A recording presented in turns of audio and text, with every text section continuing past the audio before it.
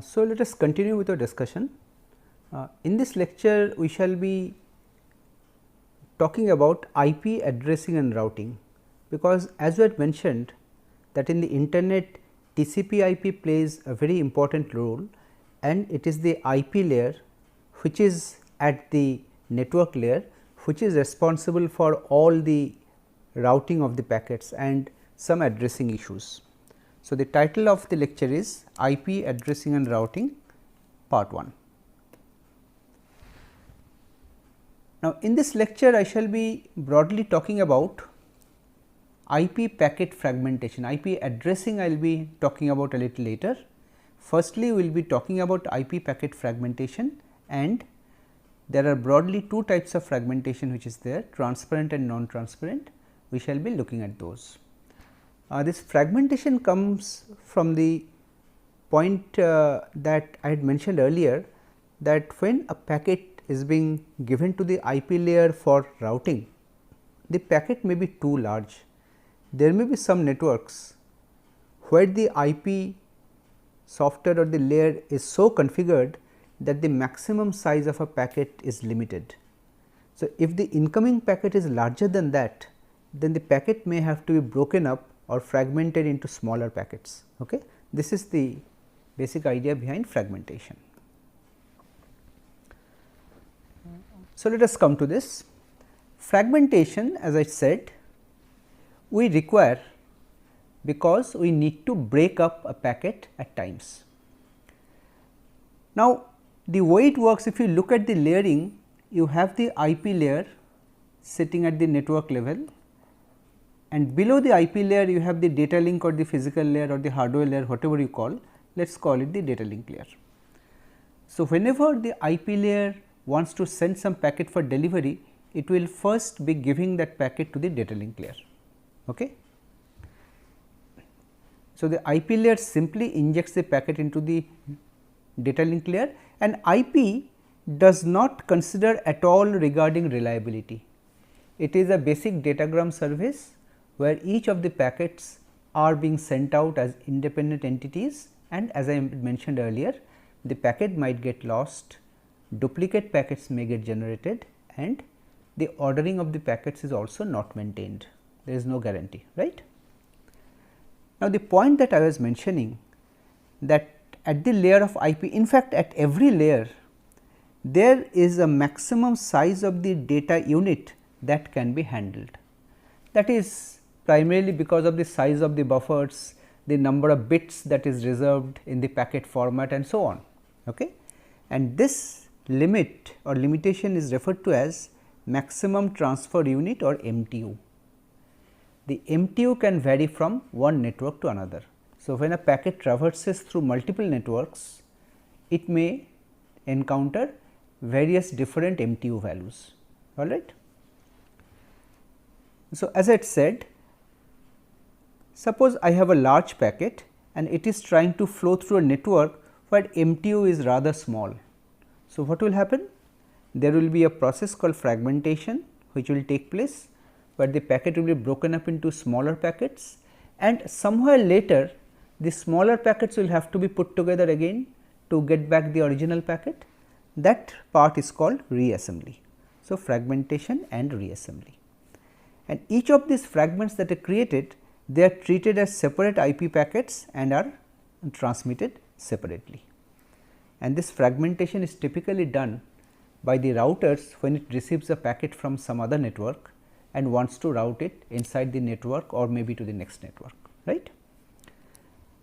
This fragmentation broadly, when you are doing fragmentation and reassembly, the process can be transparent or non-transparent. This we shall be seeing in some detail. Now, this will be our network model. We will be assuming that we have a collection of networks, this N1, N2, N3, N4, these are different networks. And you can see these small R's, these R's are nothing but routers. These R's refer to routers. Routers are essentially they are networking devices which operate at the IP layer level. Okay. So, whatever we are talking about regarding IP fragmentation, it will be taken care of inside that router. Okay. So, you see there are routers at the boundary of the different networks, and the different networks are typically connected through these routers. For example, N1 and N2 are connected via these two routers, N2 and N4 are connected by these two routers, and so on, right. Now, suppose there are also some hosts, some computers connected to the network. Let us say I have one computer, a host H here, and there is another host here. Suppose I want to transmit some data packet from this host to this host in N4. So, there can be multiple paths that the packet can take. So, I am showing one of the path shown by this red dotted line, where it will first be coming to this R, then this router to the N2, through N2 it will cross, then it will enter this, and finally, it will reach the final network. So, the idea that I was talking about, maybe N1 and N4 is able to handle large packets, large MTU, but N2 is an intermediate network through which the packet is flowing. So, if N2 does not allow large enough packets, then there may be fragmentation, and that fragmentation will typically be carried out by this router. Now, this packet, whenever it enters N2, this router will be fragmenting the packet into multiple smaller packets, and then it will be forwarding. Okay? This is the basic idea. So, let us first look at transparent fragmentation. Transparent means networks does not understand that fragmentation has taken place, it is transparent. Let us see the idea. Here, whenever there is fragmentation, the subsequent network does not realize that fragmentation has taken place. So, each of the fragments, when they come, they are treated as independent IP packets and they are routed separately.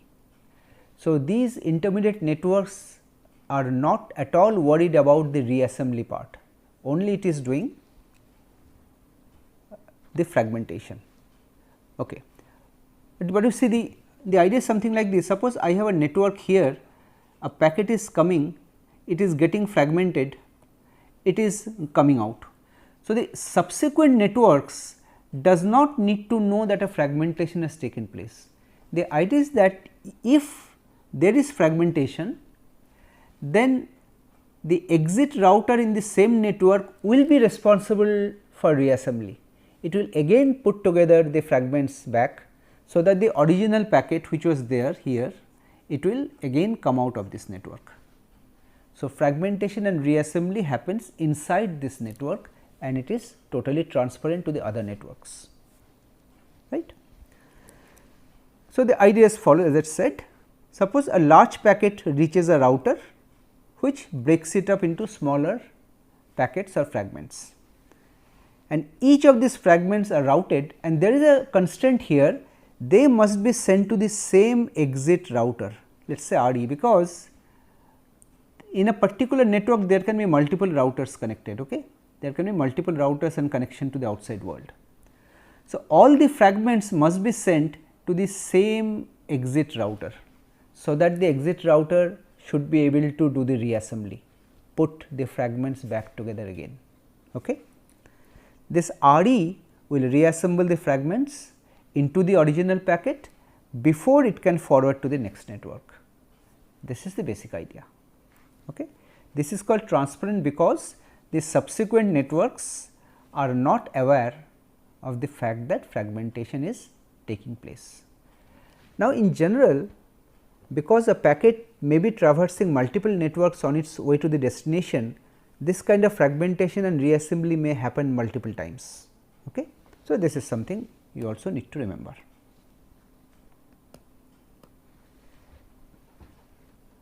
So, talking about transparent fragmentation, I am illustrating this here with the help of this simple example. Suppose I have a packet here, a larger packet which is being generated by this host in network N1, sent to this particular router. This router forwards it to this router of network N2. So, this original packet reaches R. Now, R sees that this packet is too large and the MTU of N2 is smaller. So, what it does? It breaks up the packet into 3 smaller packets. These are the fragments, okay? And they are sent to the same exit router. There can be multiple other routers also here. I am not shown, I am showing only one router. They are sent to the same exit router, which will be again reassembling them back to the original packet, and that packet will now reach network N4. Now, this particular router in network N4 will not be aware of the fact that there was a fragmentation earlier, because what it receives is the original packet. This is transparent fragmentation. Okay.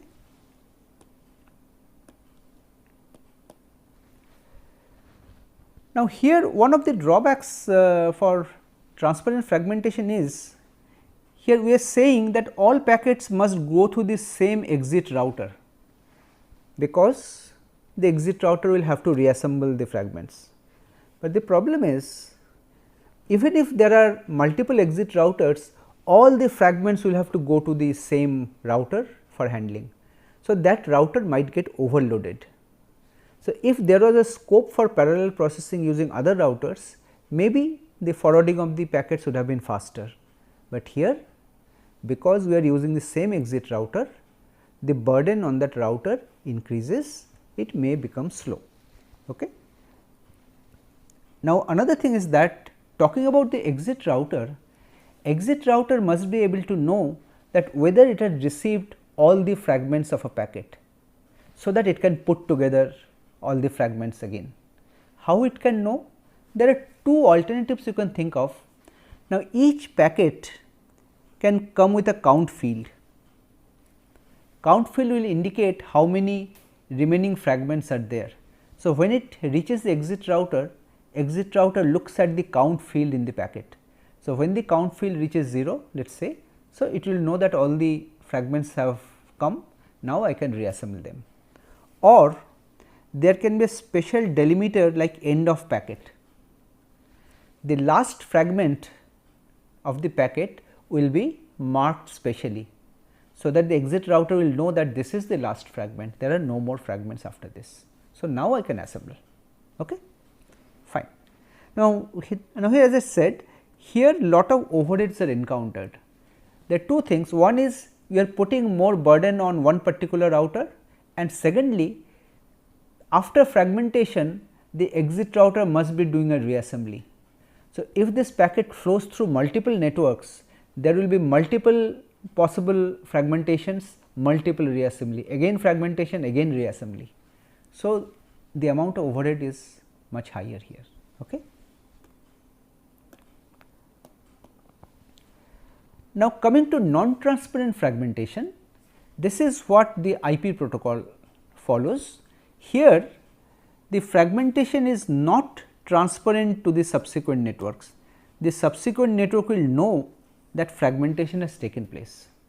Suppose a router divides a packet into 4 fragments. So, all those 4 fragments will go to the next network as separate packets. So, the subsequent networks will be receiving all these 4 smaller packets as independent separate packets. Okay. So, there is no reassembly that is done in the intermediate stages.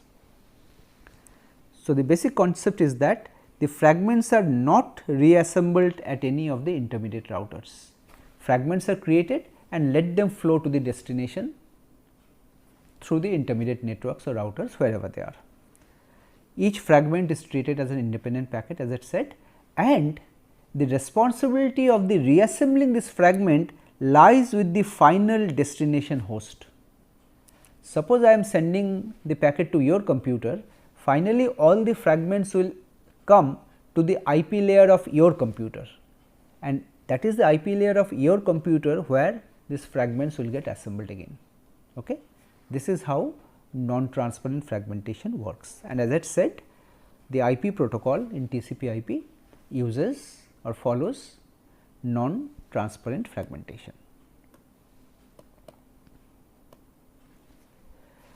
Now, non-transparent fragmentation, let me again also illustrate with an example. Suppose this particular host in network N1 is generating a packet here which has to be transmitted. Let us say this packet is large enough. So, this is broken up into two fragments P1 and P2. It depends on the MTU of N1, okay. N1 is small, so it has to be broken into two fragments. Now, suppose datagram can flow through any path. Let us say P1 goes through N2 and P2 goes through this network N3. It may so happen. Now, when P1 reaches N2, maybe the MTU of N2 is even smaller. So, this P1 is broken up into 3 smaller fragments, let us say 1, 2, 3, and on the other hand P2 is broken up, let us say, into 2 fragments 4 and 5. Okay. So, this 4 and 5 will be forwarded to this network this N4 via some router, and 1, 2, 3 will be forwarded to network N4 via some other router. Now, as I said, IP does not guarantee order of delivery of the packets. So, maybe 1, 2, 3 will be received in some other order, 3, 1, 2 or 2, 1, 3 in that order, and maybe here in the order of 5, 4. Finally, all these 5 smaller packets or fragments will reach the destination host, and destination host will be looking at some of the fields in the header and will be putting together the fragments in proper order, and it will generate the original packet. This is how non-transparent fragmentation works. Fragmentation can be done by the different routers. Assembly or reassembly will be done only at the final destination host. This is the basic idea.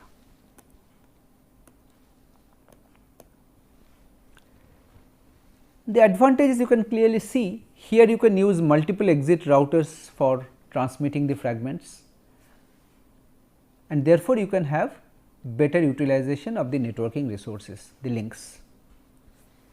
This will result in higher throughput quite naturally, okay, because you are using multiple paths together. But drawback is that, as the previous example shows, so if the original packet is large, there will be multiple fragments. In the previous example, there are 5 fragments created, and each of these 5 fragments are IP packets. So, there will be about 20 bytes of header. Okay. So, this header overhead will be increasing. So, the amount of data that will be flowing through the network in number of bits will increase. That is why some kind of, you can say, overhead in terms of the number of bits that is being transmitted, that will be a little higher in this method, right, because as I said, each fragment will be having an IP header, which is, as you know, is minimum 20 bytes. And I mentioned IP protocol uses this philosophy, non-transparent fragmentation.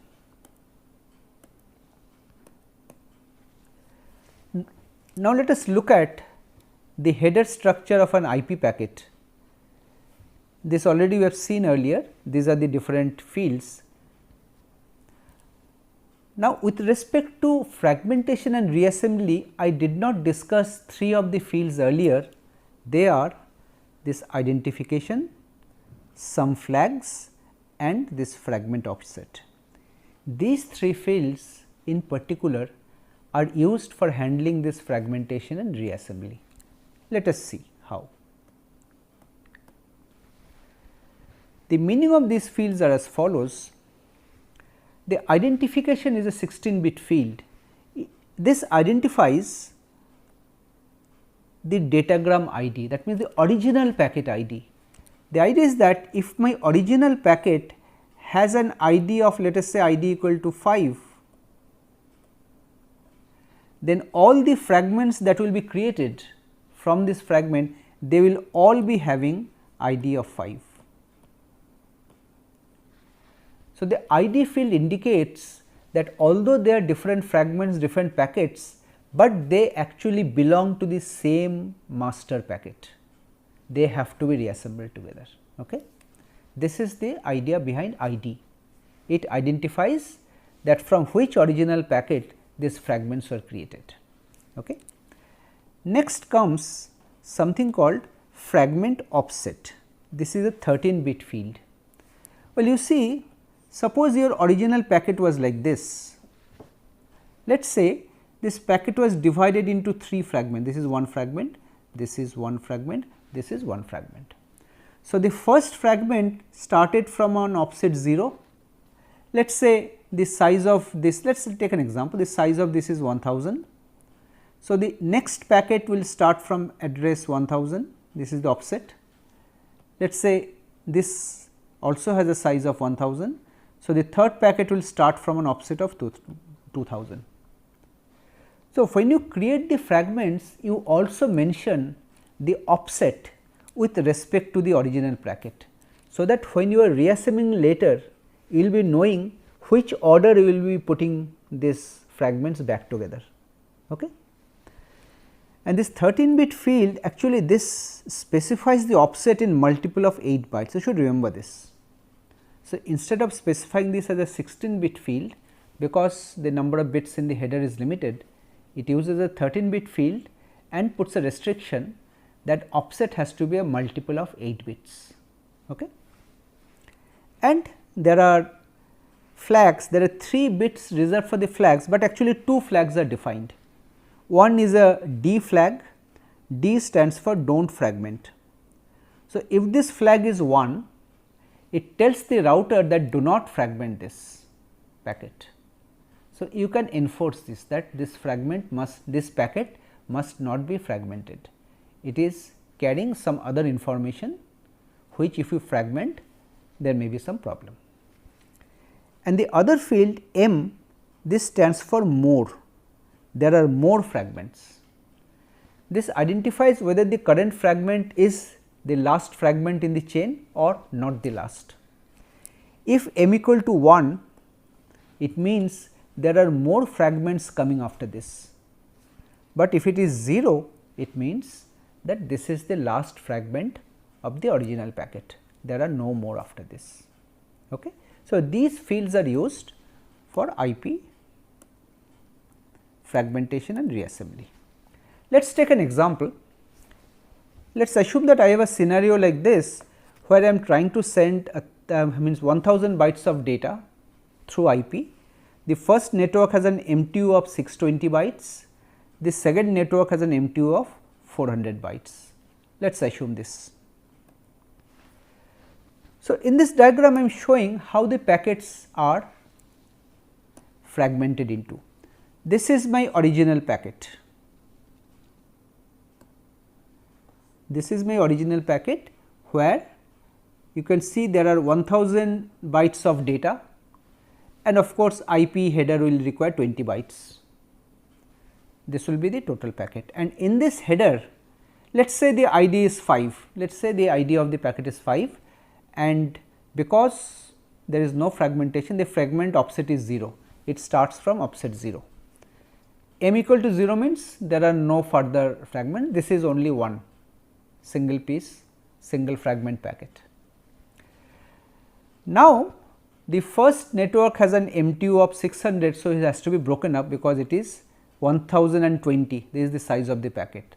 So, it will be broken up into 2 fragments, as you can see. The first one will be having a data of 600 and there will be a header of 20. The remaining 400 will be carried by the second packet with the header of 20. Now, you see the flags are set accordingly. ID will be the same 5, this is the first fragment, that is why the fragment offset will be 0, and M equal to 1 indicates that there are more fragments after this. Okay? This is not the last. And for the second one, you see there are 600 bytes before that, and I mentioned that the offset is specified in multiples of 8. So, if you divide 600 by 8, it becomes 75. So, the second packet carries a offset of 75, and it says M equal to 0 means there are no more fragments, this is the last one. Now, the third network has an even smaller MTU. So, here it is broken up into some smaller packets. Now, I leave it as an exercise for you how these smaller packets have been broken into. You keep in mind that the number of bytes must have to be a multiple of 8, because the fragmentation offset has to be a multiple of 8. So, you cannot use something else here, it has to be a multiple of 8. So, again for this case the ID is again 5, the first one has an offset of 0, there are more packets.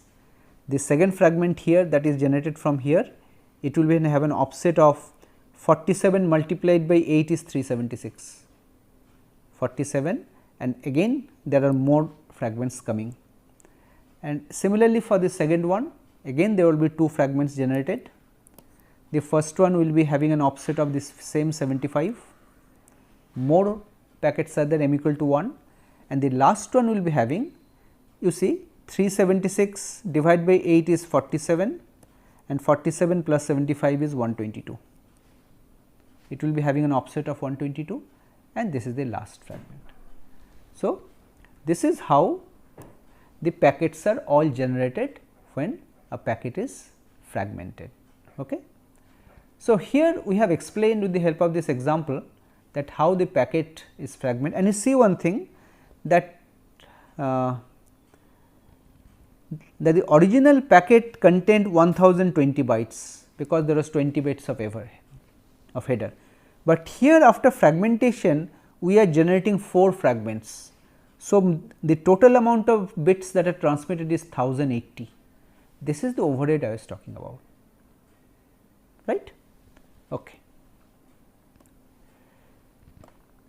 So, the point to note is that this IP protocol that we are talking that here we are talking about, this mostly runs on top of the Ethernet protocol in most of the networks we see.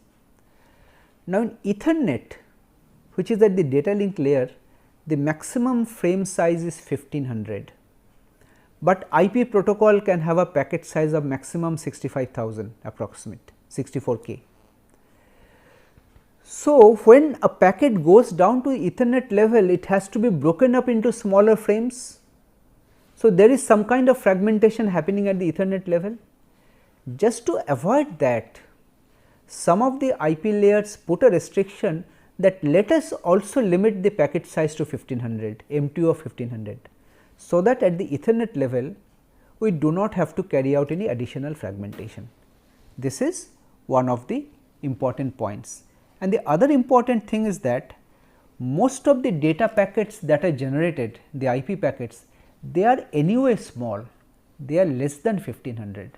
So, only for very rare cases you encounter larger packets. So, there you force that they be fragmented at the IP layer itself to create fragments of size 1500 or less, so that it can pass through the Ethernet layer without any further splitting or breaking. Okay. So, with this we come to the end